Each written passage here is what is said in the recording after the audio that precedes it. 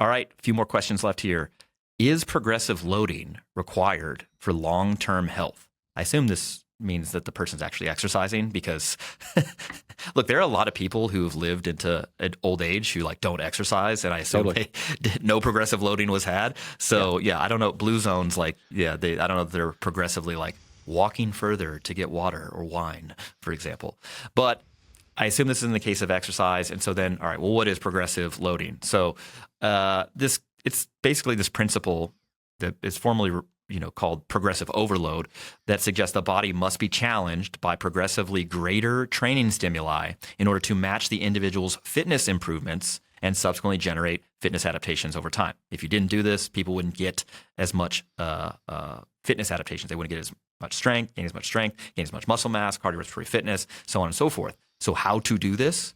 It's effectively adding something to your workout, whether it's more weight, more reps, more total volume, more distance, more pace, whatever, as you get more fit. So you get bigger, faster, stronger, and you can lift more weights, go faster, go further, etc. You don't do it in advance. Now, what would happen if you didn't do this? So I'm going to little thought experiment, Dr. Baraki. I'm going to have you answer this. What would happen? So let's say I'm training my dad, hypothetically. All right. And right now he's squatting, I think he squatted 125 today for a couple sets of 4. I think realistically that's probably like 75% of his actual 1 rep max right now. So let's just say that in perpetuity, he kept squatting 115 for sets of 4. What would happen to him over time from a perspective of, we'll call them like health-related adaptations, so, laundry list there, and then performance-related adaptations? Would it work for a while? Mm-hmm. Would he just make no gains? Like, what would happen to him?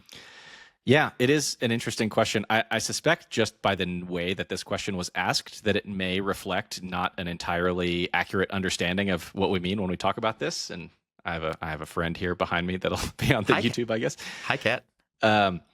So what I would envision is he starts out squatting these loads that you have him doing up front, and he's going to likely adapt to that in some capacity. And when I say adapt, it means that he is going to gain strength. Mm-hmm. And so if you said that set is 75% of his 1 rep max, then in the relatively near term, as he adapts and builds strength to that, then he will suddenly begin squatting a lower and lower percentage of his 1 rep max as he gains strength, right?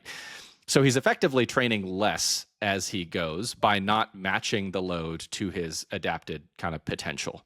And so that will work for a bit to the extent that he continues gaining strength. And then also not terribly long, he will kind of tap out the maximum amount of strength adaptations that he's able to get out of that particular load.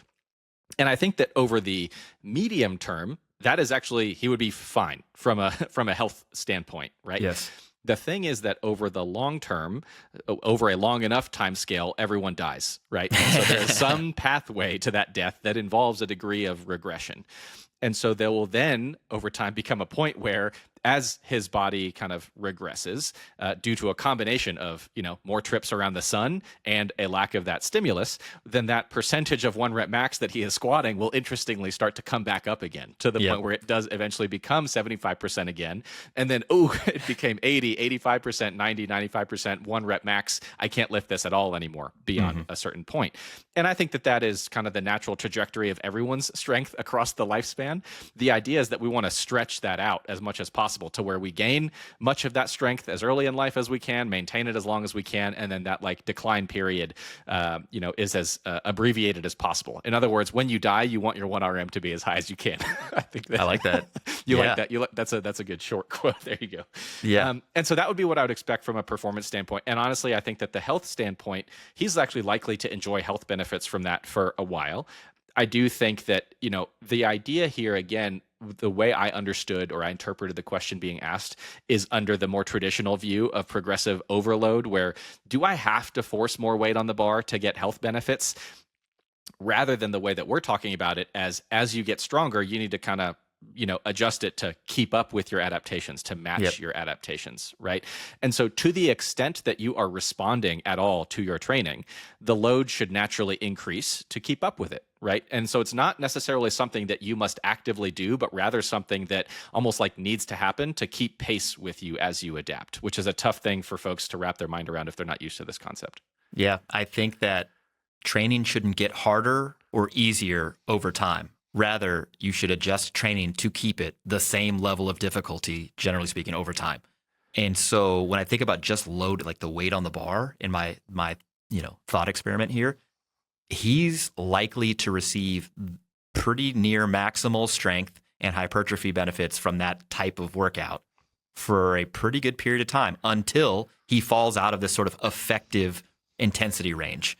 Yeah. Once that becomes, I don't know, 55%, I'm like, it's probably too light now, right? Yeah. And at that point, he's getting less, certainly performance benefits, but I also think less health-related benefits too, because I do think that training that makes people stronger, makes them actually gain muscle mass or whatever, works better for health than just going through the motions and moving your body, which, to be clear, is better than not going through the motions and not moving your body.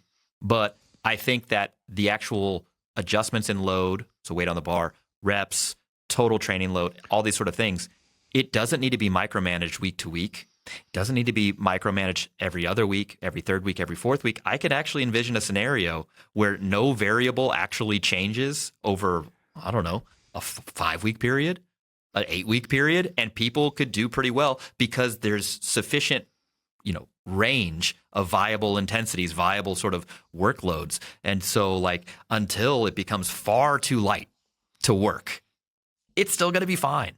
Yeah. So when people are like, I got to add 1 pound to the bar this week. Right. Yeah. Or even I got to add 5 pounds to the bar today. I'm like, no, you don't. If it was sufficiently hard last time, you are highly likely to be smack dab in the middle, or maybe even towards the upper end of this sort of viable intensity range, VIR, trademark. And until you get too low or too high, you're going to be fine, right? So I think that generally speaking, when people are asking this type of question, I agree with you. They're trying to add weight to the bar too quickly. And it's like, you don't have to, bro. If you got a 405 squat right now for a set of 4, for example, and it feels like RPE 8, don't add weight to the bar until it's like RPE less than 5. At that point, you've gained enough strength where you're like, hey, I actually do need more weight on the bar because it's too light. Obviously that's a gross oversimplification, but just to illustrate my point here. Yeah, that's a strategy. And I think that some people are going to be better or worse fits for that style of training based on their mentality and the way they go about it. But at the same time, if you go about it in the more aggressive way where you do try to add more weight onto the bar every week, maybe you progress a little bit faster for any number of reasons, but also you may be incurring a little bit of a higher injury risk from trying to force something that ain't there. I could see both sides of that coin. I personally employed this strategy on my bench press for my last meet. The only thing that changed loading wise was my top like single sort of thing. I would adjust that based on how strong I perceived I was. Sometimes I was right, sometimes I was wrong. But all of my back off sets for, I don't know, 9 weeks, 8, whatever it was 297. It was 68.5%. And I just did all of my volume work at 297. I never went up. I never went down. I just did that because I was like, I can handle a lot of volume here. I don't get sore. And as far as my technique, it's also excellent. My technique is also excellent at that load. And so I was like, I'm just going to try this, see what works. Yeah. And, bench 200 kilos. There you go. Yeah. There you go. Yeah. We're going to have to come up with a program that's like the do nothing. The do nothing program. Do nothing, but try really hard to move the bar fast. Yeah. I like that.